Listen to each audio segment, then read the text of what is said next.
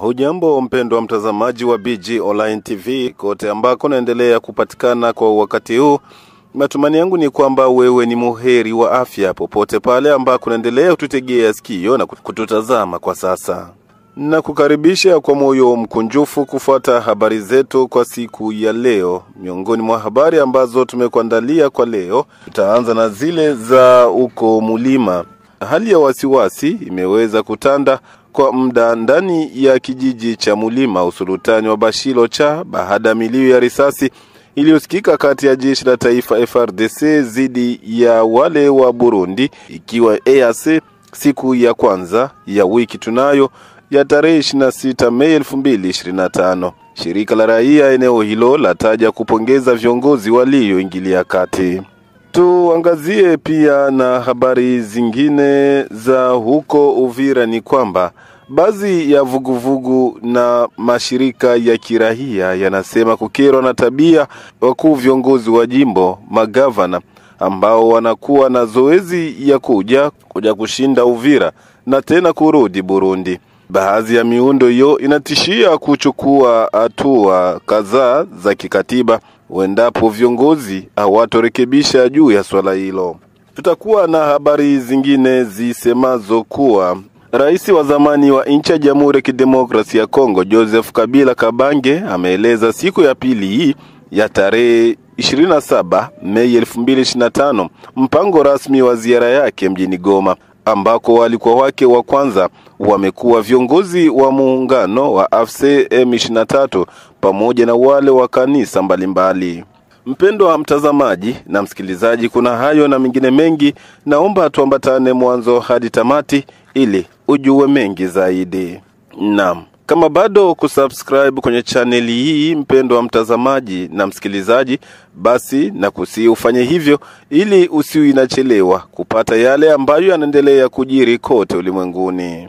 Tufunue pazia ya habari zetu kwa siku ya leo, tukianzia na huko Kilembwe. Mkuu wa sekta ya Lulenge Zawadi Abandelo Abambe ameamua kuvunja vizuizi vyote bandia vilivyowekwa na makundi ya wazalendo siku ya kwanza ya tarehe 26 Mei 2025 katika eneo mbalimbali za sekta hiyo tarafani Fizi. Hatua hiyo imepongezwa nao wananchi wa eneo hilo. Kwa mujibu wake namba moja huyo wa sekta ya Lulenge ni kwamba hatua hiyo imekuja baada ya kuona kuna ukiukaji wa makubaliano yaliyochukuliwa katika kikao cha baraza la usalama ndani ya sekta hiyo ya Lulenge. Zawadi Abandelwa Abambe kwenye line ya simu ya chaneli yako. En fait ni mabariere payante zenye ziko erige ilegalement na wazalendo, parce que sekta ya Lulenge ilifanya conseil local de sécurité jinsi gani tunaweza kusaidia wazalendo. Mimi mwenyewe kama mzalendo baba yabo nikasema inabidi tubape mabariere zimoya kulingana na decision ya conseil de sécurité. Ikaonekana kwamba ya kwanza tuko na 3 groupe armés locaux, notamment ba autodéfense, tuko na groupe de jeunes, tuko na groupe ya CNPCC. Ikaonekana kila groupe conseil de sécurité ikasijere kila groupe ipewe kama moja.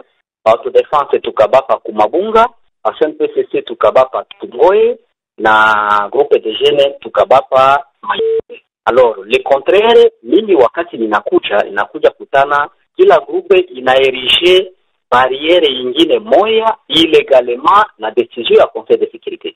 Mimi kama baba yabo nilisema hizo zenye ziko erige ilegalement inabidi ni supprimer. Ando nilianza kusuprimer barriere ya kwanza yenye ilikuwa erige na autodéfense ya Lubondoi, nikasuprimer barriere yenye ilikuwa erige na bassin PCC kukote Kalme, na nikamalizia kusuprimer barriere yenye ilikuwa erige legalement na groupe de jeunes pale ngambo Igoma. Na waza ile kazi ndio tulifanya na tunapaswa kutumika au nom du peuple, parce que si IDP tuko na systeme yetu na slogan le peuple d'abord. Hata hivyo, mkuu kiongozi huyo ameomba kwa wazalendo kuheshimu mpango huo ambao utasaidia vya kutosha kwa kuleta usalama kwa raia kwa wakati huu mgumu. Sababu d'avance tulipapangiliaka vile ampisi tukabaongezea na soko ya Bikutu. Soko ya Bikutu nayo tulibapa sababu bakuwe bana kongola inalema 2 fois par semaine, inalema mercredi na samedi, na usi tukabaongezea na ile soko ya Bikutu. J'estime que kisha sipresio ile vitu hawawezi tena kurudisha, na kama banaweza kurudisha bakubwa yabo iko nitabaita sababu bakuye bamanikishe hiyo fujo. Inausi population, na population inaombeka iwe naishi usiku kwa usalama.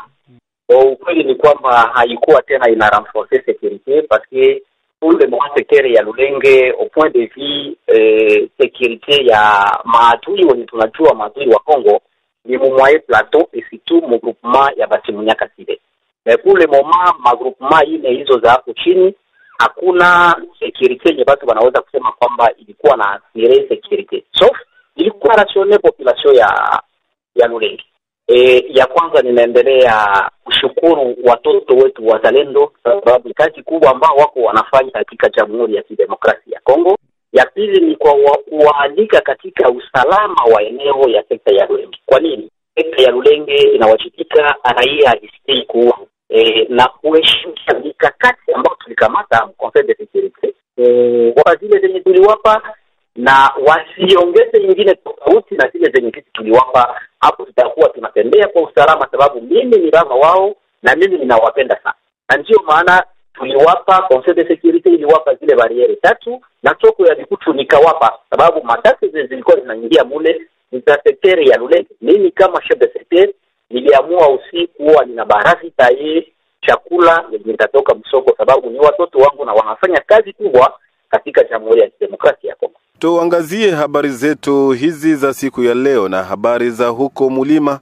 Hali ya wasiwasi imeweza kutanda kwa muda ndani ya kijiji cha Mulima, usultani wa Bashilo cha baada ya milio ya risasi iliyosikika kati ya askari jeshi wa taifa FRDC zidi ya wale wa Burundi, ikiwa EAC siku ya kwanza ya tarehe 26 Mei 2025 ya wiki tunayo. Shirika la raia eneo hilo lataja kupongeza viongozi walioingilia kati kwa haraka. Kwake Bwana Innocent Liki, mratibu wa shirika la raia eneo hilo la usultani wa Bashilo cha sekta ya Tanganyika, ametoa hapa mwangaza juu ya purukushani hizo zilivyokuwa.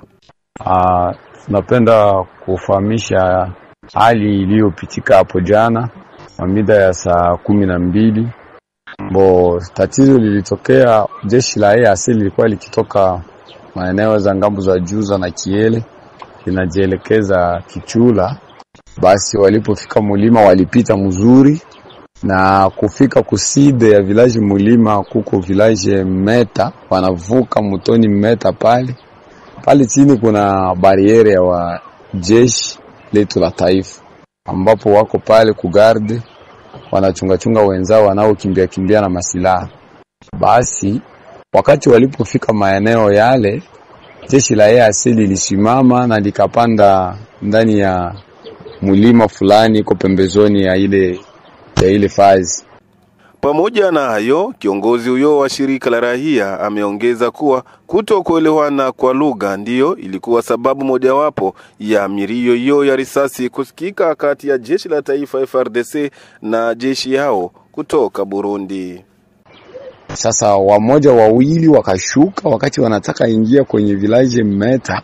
Wale wa jeshi wetu wa taifa wakawaambia mulete vitambulishi vyenu vya kutembea, lakini lugha njoo ilisababisha tukio. Wamoja wanasema Lingala, wengine wanasema Kirundi. Alafu lile jeshi la FARDC wakati liliona mbona hawa wanafanana na wanya Rwanda, basi maelewano pale haikukua kabisa. Na wakati walikosa maelewano, basi masasa ikaanza lia. Wakati walifata wakamati wa umoja wa jeshi wetu wa FARDC, umoja akakimbia porini, mwingine akakimbia na barabara. Sasa ule mwenye alifika anatai ingia kukufazi moya kuko juu moya ambao washino waliandika pale, akafungua grenade na kutupia ule jeshi wa FARDC na ikamupita hapa kubega na kumwacha majeraha. Basi ndio tukio lilitoka, masasa yakaanza lia pale. Masasa yakalia, lakini wa FARDC waliambia wale wengine wenzao wenyewe walikuwa pale kukamba, sema ni jeshi letu la EAC. Basi masasa yalikatika, lakini wa EAC wakashuka mpaka mwingine ile village Meta, wakapiga masasi na kukamata waraia 3 na kuwashutumia kama ni wao ndio waliopiga masasi. Basi neema ya Mungu yatosha. Wakati jeshi letu la wazalendo liliposhuka mahali pale pamoja na jeshi letu la taifa, kwenda kamata wale wa vijana na kuwatetea pamoja na shirika jipya la kiraia. Tukapiganisha wale wa vijana wote 3, waliachiliwa katika usiku mamida ya iner Jumate. Basi ndio yale ambayo yalijiri maeneo yetu. Huko Uvira ni kwamba baadhi ya vuguvugu na mashirika ya kiraia yanasema kukerwa na tabia ya wakuu viongozi wa jimbo, magavana, ambao wanakuwa na zoezi ya kuja kushinda Uvira kwenye ofisi na kwenda kulala Burundi. Baadhi ya miundo hiyo inatishia kuchukua hatua kadhaa za kikatiba endapo viongozi hao au watorekebisha juu ya swala hilo. Udhibitisho huo ni wake Bya Dunia Hamisi, mratibu wa vuguvugu la machozi ya raia mjini Uvira, na ambaye ameomba viongozi hao wa jimbo kuchukua malalamiko hayo ya raia kwa uzito. Tunaendelea kulaumu sana viongozi wetu, ile kitu ya kufanya wanakuja tumikia hapa ku bureau provincial kisha magharibi wanaenda lala Bujumbura. Tunaendelea kuwalaumu kwa hicho kitendo ambacho wako nafanya, sababu Uvira ni mwingine ambayo inakumbwa na usalama mdogo sana. Sasa viongozi kwa kuogopa huo usalama mdogo wanakuja tumika hapa kwetu Uvira. Kisha fika ile 14 wanaanza njia ya kuvuka kwao Burundi. Sisi kama shirika za kiraia tulishawasogelea sana kuambia kama hawapashi kuwa wanafanya kitendo kama na hivyo. Sababu gani? Sisi raia wapo Uvira tuko tunajikuta usiku tunakumbwa sana na hali ya usalama mdogo, masasi nalia sana. Hao viongozi wetu wako wanasikia hiyo masasi, wako nakuja tu, inafika hiyo asubuhi njoo wanakuja, usiku sisi tulala masasi. Kuko adage mwa Kiswahili inasema kama nyumba yenye kulala amu hauzi jofa siku iko na vuya. Sisi raia wa Uvira tunaweza tukapendelea zaidi sana viongozi wetu tuko tunalala nao hapa Uvira, watafute manyumba wako wanalala hapa. Kama ni masasi usiku baisikie na tuisikie sisi wote kwa pamoja. Kama ni habari za security sebe tusufrire. Mkuu kiongozi huyo amemalizia kusema kuwa hali hiyo inazusha pia hofu kubwa kwa raia wa mji wa Uvira na mji wa Baraka. Ile fason yabo ya kukua naenda ishi Burundi inaonesha kabisa kama hapa Uvira hakuna usalama. Ndio kwa maana tungeita kwa viongozi wetu waache tabia mbaya na waje tuteseke nao hapa kwetu Uvira sisi wote kwa pamoja. Na tungali tunawaangalia, itafikia siku watavukaka Burundi, sisi mashirika za kiraia tutakia kafunga kilalo, tunasema wabakilie huko tuwataki tena, sababu wanachangia kwa kutuma watu ambao wamekimbia vita sehemu hapa kwetu Uvira wakate kurudia. Maana wako natuambia tutakuja lala aje hapo Uvira na wa viongozi wenu wanaenda lala Burundi. Mtatuhakikishia kama Uvira kuko salama? Tungali tunaona gouverneur anaenda lala Burundi, tungali tunaona vice anaenda lala Burundi. Tunafelicite maire de la ville adjoint Kifara Kapenda Kiki mwenye ko na lala na raia ya hapa Uvira malgré masasi na insécurité, mais alisema no, siwezi kuwa naenda lala nje na population yangu iko Uvira, siwezi acha. Kama ni kugonjwa na gonjwa yake hapa Uvira, raia yote inaona kisiko na souffrir radio population. Mais bengine bote wa viongozi vraiment tuko na moyo wa huzuni sana kwa kuona gisi wanaachilia watu wao. Na ndio kwa maana tungewaomba tena sana waje wapange manyumba hapa, maana kutokuikaa nao hapa Uvira inachangia kwa kuleta usalama mdogo.